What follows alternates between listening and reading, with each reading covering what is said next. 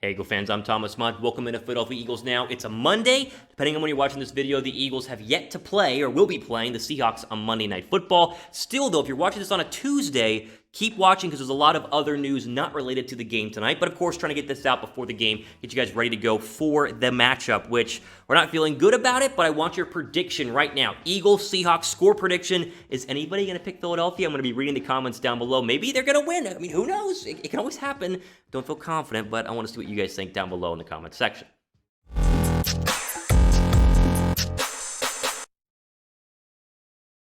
Okay, so again, as I said here on today's video, there is stuff that applies to tonight's game, but if you're watching this on a Tuesday, like tomorrow, there is stuff that applies to the outlook of the Eagles overall, most notably Jeffery Lurie being upset and potential changes coming for Philadelphia. First, though, with the game tonight and games going forward, Jalen Hurts' snap count will be increasing. Now, not just in terms of the Wildcat stuff they've been playing him, the Jalen Hurts packages where Carson Wentz is on the field with him, they're apparently going to start increasing his role to where they will do snaps without Wentz on the football field, meaning like literally it'll be Jalen Hurts as the quarterback and then the rest of the players around him. So they could see a drive, a couple of plays, but it's going to be different than the normal Jalen Hurts with Wentz spread out and they just kind of do a quarterback power or a read option, which is going to be interesting. I mean, I think we're going to see Hurts a lot more. He's been getting some first team reps and he will play not only tonight, but going forward, I think a more significant role, which we'll see what it does in terms of what happens with Carson Wentz. Because if you have Wentz in, playing terrible, in comes Hurts, has 2 or 3 good passes, they might give him more drives. It's going to be interesting to watch, and that's what's important. So keep an eye on that. Ian Rappaport, Jeff McClain, a lot of different people have had reports on this. Rappaport said, quote, "It's unlikely that Hurts, the second-round Heisman finalists from Oklahoma and Alabama, will get to take an entire series. More likely, it will be 2 or 3 plays at a time, but based on the game plan and the week of practice, he should see the most significant snaps yet." So again, we don't know what exactly it's going to look like, and I would argue against Rappaport and say, if he does 3 straight plays and they're moving the football, they're not going to pull him out and then insert Carson Wentz. Like, it's going to be a significant amount of plays if the reports hold up to be right, and it's all stemming off the fact that Carson Wentz is leading the league in turnovers, leading the league in sacks, and seems to be just regressing at a very, very alarming rate. I think the hope here is that you spur Carson Wentz to try and keep his reps and stay on the football field by saying, hey, if you mess up, Hurts comes in. But at the same point, I think they also want to see what they have in Jalen Hurts, because everybody has been wondering, what would the offense look like with Hurts? Like, would it be the same? And if it is, then that's a major issue for Doug Pederson. But if it's not, and they move the ball with Hurts and not with Carson Wentz, then obviously it's a referendum on Carson Wentz. I've been against Hurts the entire time. I didn't want him to be drafted. I was against Wildcat plays. But at the same time, with the division starting to get out of reach, you got to win tonight and win going forward. If they lose against the Seattle Seahawks, depending on when you're watching this video, Hurts is going to see an expanded role whether I like it or not. And you just got to accept it and hope that whoever's playing quarterback plays very, very well for the Philadelphia Eagles. I'll ask you guys the first question here. Are you on board with Hurts getting more snaps? Not starting, but getting more snaps. If you agree, type Y down below for yes. Type N down below for no.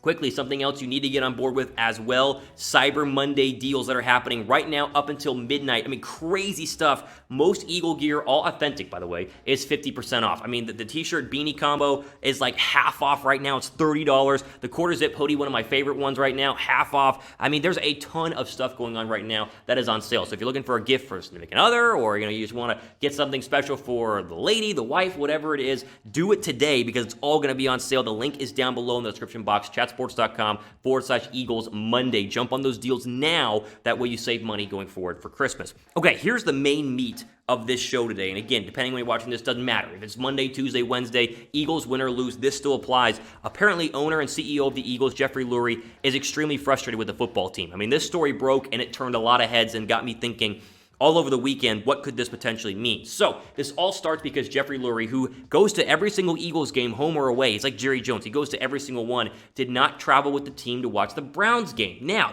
it was reported by the Eagles that Lurie didn't go due to COVID health concerns. He's 69 years old, and so obviously, the older you are, the higher at risk, and so you want to be safe. I understand that. The problem is, Lurie has traveled with the team for every other away game, so suddenly COVID is a concern?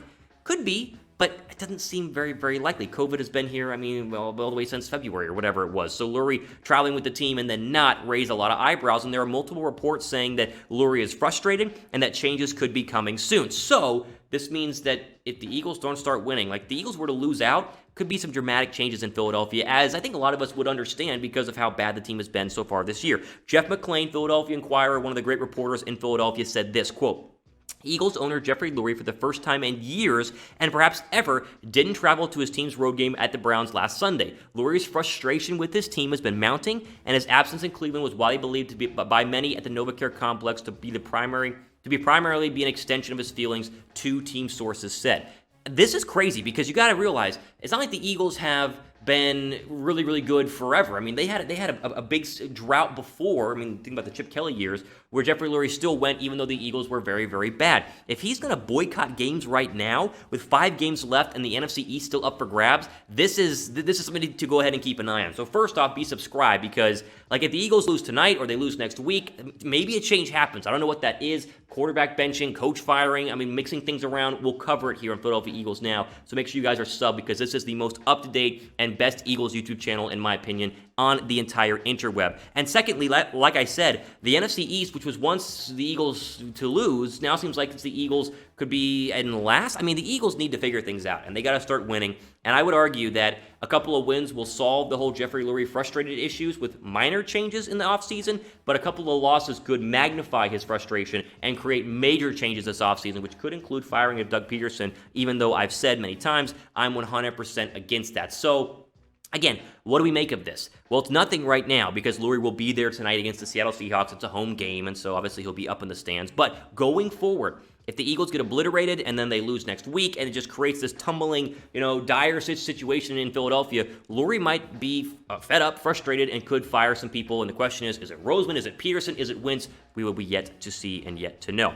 Final injury report here, really, really quickly. I want to get you guys up to date on what's happening with Philadelphia, not only tonight, but going forward. Lane Johnson is officially done for the year, and that's a significant injury. He's had basically a total collapse of the inside of his ankle, which sounds really, really bad, but it's not too bad to where it's like, career-threatening. It's just season-ending. So Lane Johnson will go on IR. He is done for the year. Matt Pryor will fill in at right tackle. Sua Opeta is also out for the foreseeable future, and Jason Peters now, who is questionable with a toe injury this week, will be moving from left tackle to right guard, and they will put Jordan Mailata at left tackle. So a lot of changes are happening right now with the Eagles and the offensive line. But in terms of the injury report for tonight and going forward, Johnson, Opeta, Ford out for the foreseeable future. Ertz is questionable tonight. He had a good week of practice, but Pederson says don't expect him to play. I don't think Ertz plays tonight. If he does, I'll be shocked, but look for him to play next week in week 13. And Peters is questionable, but I think he is going to play. So my best guess for the Eagles offensive line going forward, Mailata left tackle, Samalu left guard, Kelsey center, Peters